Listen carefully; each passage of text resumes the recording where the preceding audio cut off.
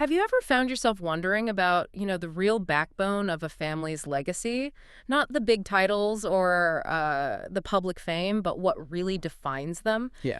Over centuries, what Mm. actually holds fast when everything changes? Borders shift, wars happen, societies transform. It's such a compelling question because, yeah, often the things that really last, the most powerful impacts, Mhm. they aren't the loudest stories, are they? No, not at They're all. woven into something much more subtle, something deeper. Exactly.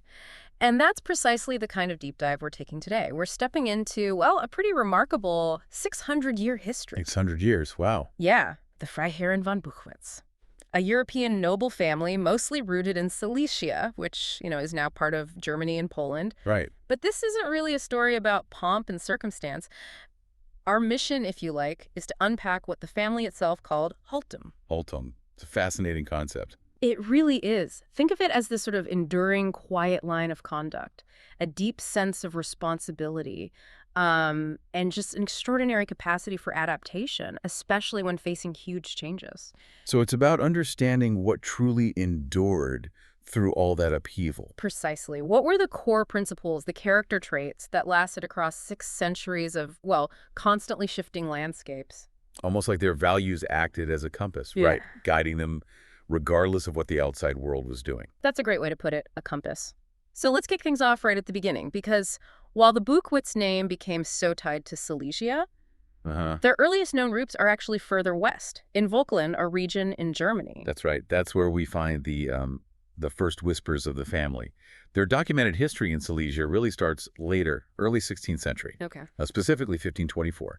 That's when they appear in what was then the first Dentum Ols, sort of a semi-independent duchy back then Right, within the Holy Roman Empire. right. And this was the key move. An early ancestor, Wenzel Buchwitz von Buchow. Wenzel. Okay. He established their foothold there, became Lord of Pontwitz, and crucially, he married into the Pritzelwitz family, who were already quite influential locally. That helped solidify things. And the name itself, Buchwitz, it came from an actual place. Yes, Schloss Buchow, an ancestral estate near Koberwitz. That Mhm. castle, that land, it sort of gave them their enduring name. It became more than just property. It was really tied to their identity, their connection to that specific place. So they arrived, they established themselves through marriage and land. And then what? How did they start building influence? You mentioned it wasn't military. No, not really. What's truly fascinating is how quickly they built influence, but through a reputation for being utterly reliable. Reliability. That's interesting. Not Yeah. conquest, not force. Exactly. It was a quieter form of power, maybe more sustainable in the long run, So how did they actually do that? What were the practical steps that built this reputation? Well, a really good example is Adam von Buchwitz. In 1549, he acquired an estate called Bogislawitz. Now, this wasn't some flashy move. It was about laying down a really crucial economic foundation. This kind of careful, strategic acquisition, rather than, say, risky ventures, that really became a hallmark for them. Right, slow and steady. Right. Building a solid base. Precisely. And from that foundation, well, then came a more significant ascent. Adam's son, Karl von Buchwitz. Carl, okay, this is later. Yeah, he lived across the late 16th and early 17th centuries, and he was the one elevated to Freiherr status. Baron, a proper noble title. Ah, so a big step up for the family. A very big step. And he became a Landeshauptmann of Fürstentum Ols, which was essentially like a regional governor. That really cemented their administrative power. Okay, so moving into governance as well. Definitely. And he became lord of more significant estates, like Bogislawitz, which his father acquired, and also Wilkow, plus his marriage into the Rohrenstein family. Another powerful family. Oh, yes. Very powerful. That brought immense influence, wealth, and expanded their network even further. And this is where you see that Holtung starting to really manifest. I think so, yeah, because their estates, Wilkow, Langendorf, Niederstraum, they expanded, but it wasn't through force. It seems to have been because the family just consistently demonstrated this quiet stewardship. People trusted them. Quiet stewardship. Can you give us an example? What did that actually look like on the ground for the people living on their lands? Oh, definitely. Take the church in Langendorf. There was a fire, a bad one. Destroyed it in 1763. Oh, dear. And the Buchwitz family, they immediately stepped in, financed the entire rebuilding. Just like that. Just like that. And here's a fascinating little piece of trivia. The architect they hired, Who was it? Karl Gotthard Langens. The Langens. Who designed the Brandenburg Gate? The very same. He designed this church first. And over the church portal, there's an inscription. It says, Gott zur Ehre der Menschen zur Pflege. To the glory of God for the care of humanity. Exactly. And what's so striking about that motto, it perfectly blends that, spiritual devotion with tangible, practical care. Right. It's not just about faith in the abstract. No, it's faith expressed through serving the community. That mix of the lofty and the grounded, that really feels like their Haltung in a nutshell. A deep belief that you show your faith through practical service. That's a really powerful statement of purpose. Mhm. And it wasn't only these sort of grand rebuilding projects, was it? I understand they were involved in more everyday community needs, too. Absolutely. They really were. In another village, Wilkau, back in 1745, Ernst Ludwig von Buchwitz, he noticed the village school was basically falling apart, so he just replaced it, built a new one. And the school chronicle from that time, it actually records, Jedes Kind erhält Feder, Tinte und Heft kostenlos aus Mitteln des Gutschein. Every child receives a pen, ink, and notebook free of charge from the Lord of the Manor's funds. Yeah. I mean, that's not just charity, is it? It's proactive. It shows this deep-seated sense of responsibility for the community's future, for education.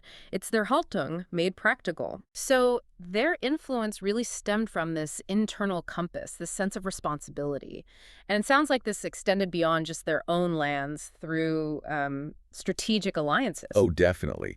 Their power was significantly amplified by the networks they built. Yeah. Especially through marriage. Right, you mentioned the Rohrenstein connection. Yes, and others too. Families like von Kosboth, von Reibnitz, von Dieren. These marriages created this robust web. It was built on loyalty, but also on pragmatism. Pragmatism, okay. There's actually a great quote from Hans Wilhelm von Buchwitz. He wrote to his brother, Leopold Heinrich, back in the early 18th century. He said, Unser Reichtum sind nicht die Ländereien, sondern die Bündnisse, die sie tragen. Our wealth is not the lands, but the alliances that bear them. Oh. It really gives you insight into their mindset, doesn't it? A Haltung that understood the true value wasn't just material possessions, it was human connection, mutual support. That's incredibly insightful. So they weren't just landowners then, they were actually sort of economic drivers too, setting up businesses. Precisely. Alongside being these large estate owners, Gutschein, they founded actual businesses, things like a sugar factory, even a soap factory. Huh. So quite entrepreneurial. Yeah, it showed their Haltung wasn't just passive responsibility, it was dynamic. It included practical economic development as part of their duty to the region, you could say. This blend of, quiet duty and very practical impact really brings their Haltung to life. Let's maybe look at some of the specific people who really embodied this ethos. Okay, a prime example has to be Carl Friedrich von Buchwitz. Carl Friedrich, right, 18th century. That's him. He was a Landrat in Glogau, which is basically, he was the Prussian civil servant par excellence, meticulously efficient. How so? What did he do? His administrative work was apparently legendary. We're talking hundreds of pages, just filled with incredibly precise tax lists, harvest reports, that kind of detail. Wow. And his philosophy was crystal clear. He wrote to his son once, something like, Amt ist nicht Herrschaft, Amt ist Dienst, wer dies vergisst, verliert sich. Office is not dominion, it is service. Whoever forgets this loses themselves. Exactly. That's not just a nice sentiment, right? It's the core of a bureaucratic Haltung that really prioritizes selfless service over personal power. And that philosophy, it translated into concrete action, didn't it? Tell us about the Buchwitz Stiftung, the foundation. Ah, yes, the Buchwitz Stiftung. Founded in 1789, it directly supported orphans and impoverished widows in the community. How did it help them? Provided practical things, school materials for the kids, firewood for heating, even basic medical care. It helped over 200 families every year. And incredibly, it kept going right up until 1945. Until 1945, that's amazing persistence. It really is. And its motto was just so understated. Ohne Pathos, ohne Pomp nur Pflicht. Without pathos, without pomp-only duty. It just perfectly captures that humble, duty-driven approach. Philanthropy because it was the right thing to do, not for show. Duty seems to be the watchword. What about military service? That often comes with pomp and glory, but it sounds like that wasn't their focus either. No, definitely not. They were never, famous military figures, but they served consistently, quietly, without fanfare. It was part of that same Haltung. Okay. Take Hans Eberhard von Buchwitz. He was lieutenant under Frederick the Great, mid-18th century.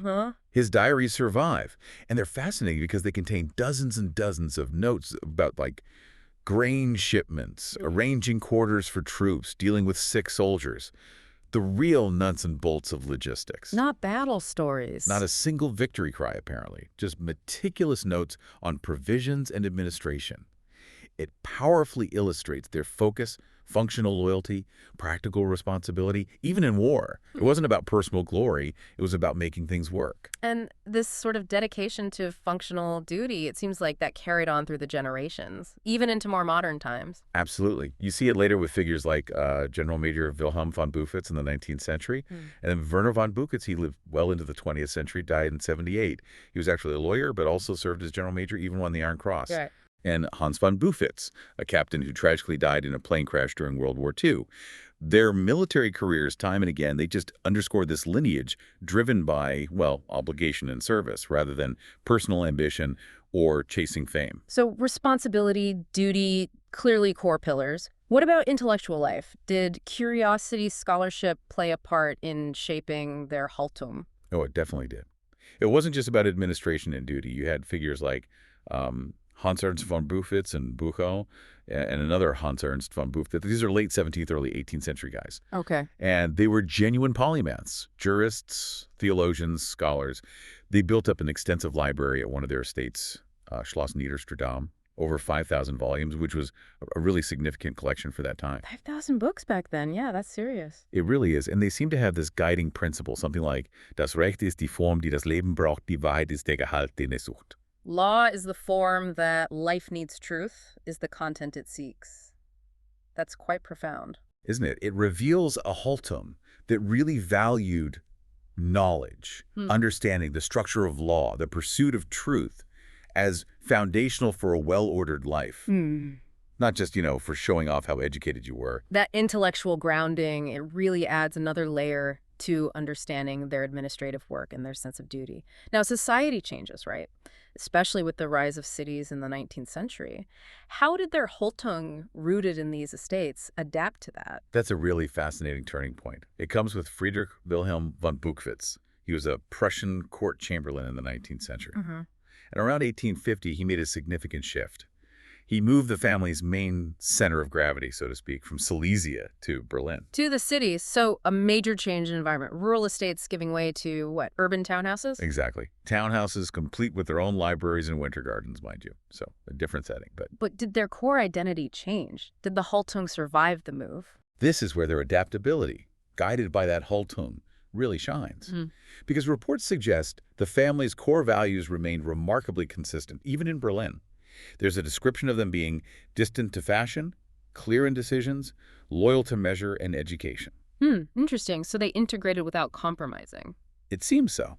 They adapted their lifestyle to the new urban reality, pragmatically. But they didn't just throw away their internal compass, their principles. It wasn't a surrender. It was an adaptation.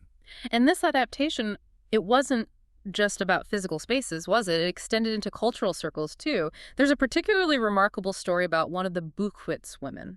Yes. You must mean Charlotte von Buchwitz. Exactly. Late 18th century Weimar. A truly striking figure. A woman of, by all accounts, sharp intellect, real musical talent, and just an unusual presence in that Weimar scene. She definitely challenged conventions. She even gets mentioned by Goethe, doesn't she, in a letter? She does, Goethe wrote. Jene Charlotte von Buchwitz, deren Geist mich reizt und deren Stimme in mir bleibt. Which translates to something like, that Charlotte von Buchwitz whose spirit entices me and whose voice remains within me. Wow. High praise from Goethe. And just to be clear for listeners, this isn't the Charlotte von Stein that people might know from Goethe's life? No, absolutely not. A different person entirely. This Charlotte was the daughter of Karl Freiherren von Buchwitz, who's a master forester. Right. And she wasn't just, some passive muse. She was an active participant in Weimar's intellectual ferment, discussing philosophy, reading widely, composing music. She interacted as an equal with big names like Wieland and Lenz. So she influenced the cultural circles of the time. Absolutely. And apparently without any hint of scandal, despite the close connection with Goethe possibly influencing his Sorrows of Young Werther.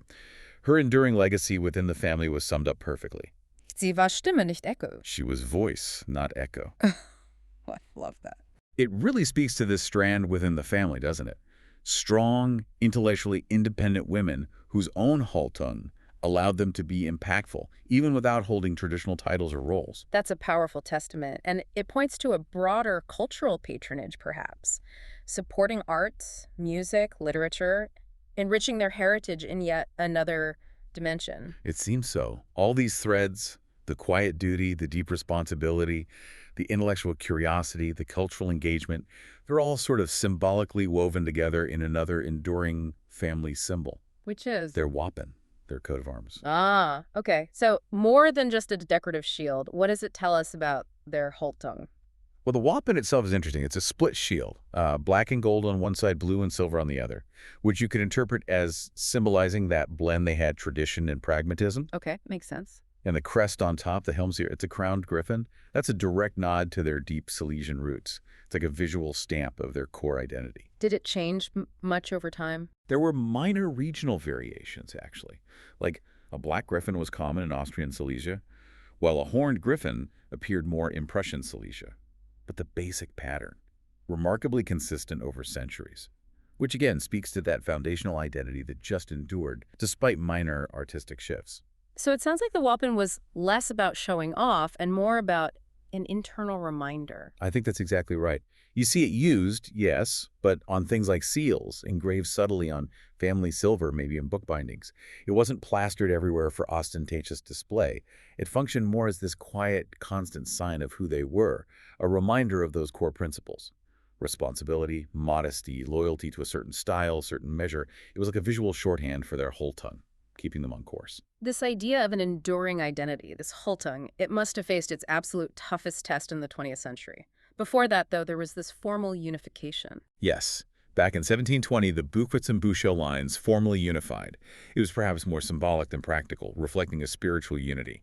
And around that time, their extensive family archives were centralized at Schloss Boguslawitz. And those archives, they held some key documents. Absolutely crucial ones. Things like the original 1524 Linz brief for Pontwitz, the document confirming their very first land grant in Silesia. Wow. And Sophia's Testament from 1720, the one that actually set up the funding for that school foundation in Wilkow we talked about. Right, providing the pens and notebooks. Exactly. And incredibly, they even had the war diaries of Karl von Buchwitz from the 30 Years' War, 1618 to 1648.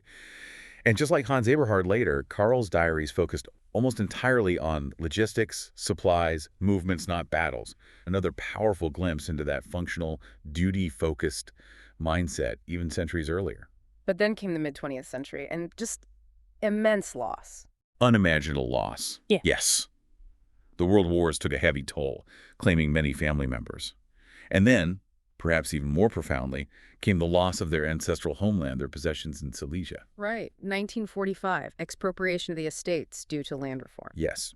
It essentially marked the end of their centuries-long era tied specifically to that region, Schloss Boguslawitz, where those precious archives were kept. It eventually became a hotel in the 1960s. So, facing that complete upheaval, losing their historical roots, their land, their base, how did their Haltung help them navigate that, survive, rebuild? This must have been the ultimate test of that adaptability you mentioned. It really was a crucible moment because the family scattered. They ended up all across Germany. And when we say Germany here, we mean, the continuity of the land and its people, rather than getting bogged down in the specific political divisions right after the war. Understood. But even as they scattered, their values, that core Haltung, it didn't seem to break. There's stories about how things like the furniture, the family silver, the porcelain from their Berlin townhouse, they were actually preserved. How? In all that chaos. Not by luck, it seems, but by deliberate family foresight. Clear decisions made during incredibly chaotic times. That was Haltung, in action, prioritizing what represented their enduring identity, even when everything else was falling apart. That's incredible. So the Familiensilber, the family silver, rescued somehow from Silesia. It's more than just old silverware, isn't it? Oh, much more. It's tangible proof.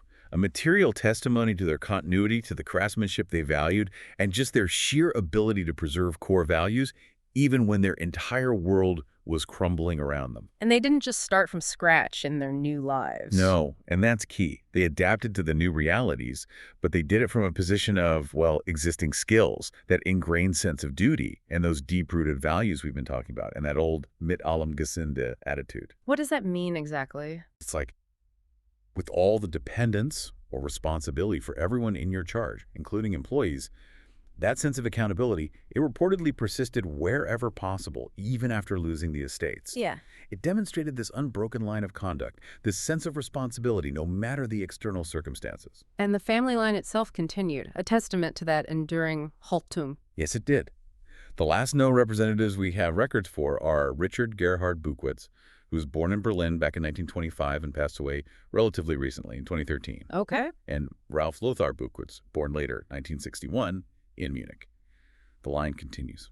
So when we really step back and look at this extraordinary centuries-long journey of the Freiherren von Buchwitz, what really emerges, it isn't a story of, fleeting fame or dramatic conquests or titles. No, not at all. Instead, it's this incredibly powerful narrative about an unbroken line of, well, quiet duty, profound responsibility, and Yeah. this remarkable, deeply ingrained adaptability. That's what allowed them to navigate centuries of truly sweeping, often violent change. It really makes you pause, doesn't it? Thinking about how understanding these deep-rooted histories, these stories of resilience and unwavering values, can actually offer a pretty powerful perspective.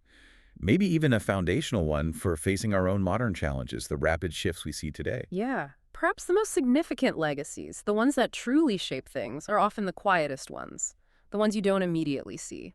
Absolutely. And the lessons from these kinds of unseen histories, stories of quiet perseverance, of impactful but understated contributions, they're profound. They're shaping our world right now in ways we probably don't even notice most of the time. It really makes you wonder, doesn't it, what other subtle but deeply significant histories of Haltung are unfolding all around us, maybe even in your own family, your own community Right. right now, just sort of waiting to be noticed, something to definitely mull over until our next deep dive.